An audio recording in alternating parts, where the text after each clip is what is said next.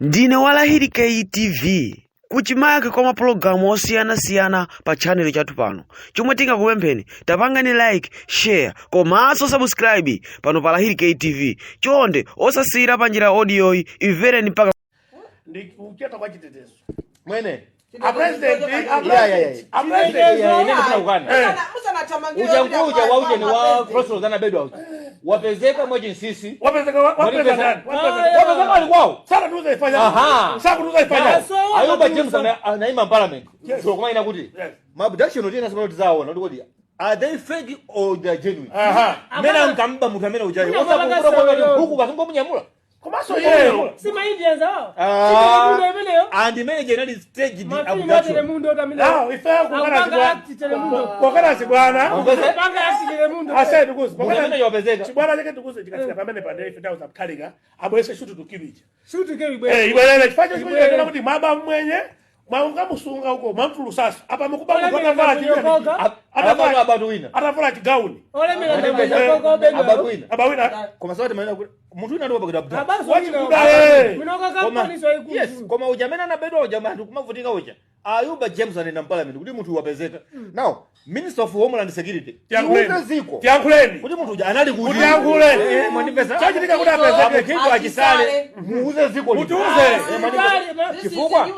chifua zimezi kuchitika ndoina kuti asilikali yenini ali ma ministry anadaliratu kuti security club koma zonse kuchitika AK47 kumaenda mmene mucha koma so crossroads AK47 kuchitika kwa top of that zili bwino ngati zichitika anthu kunja sadikhulupirira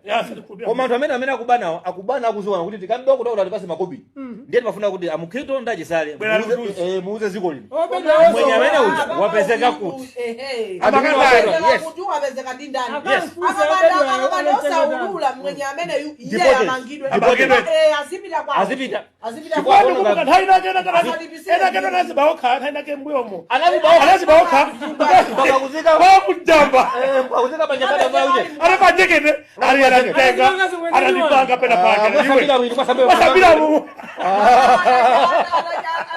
sijashura zina bwana asijashura iyo ujama bila ukaja breakfast ubwe ukapa bwana bwana andipesa sisi bwana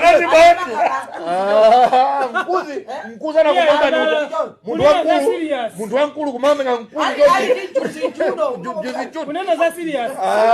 security yetu kumai kuno yafika pa Japone kangati kuti anthu tupanga sewero capital city sungamende futi mezi kuendera mu komanso china chimene madana nacho nchokuti panopa masiku ano mukamenda mtauno mamva wina amaziswa inetu wa CID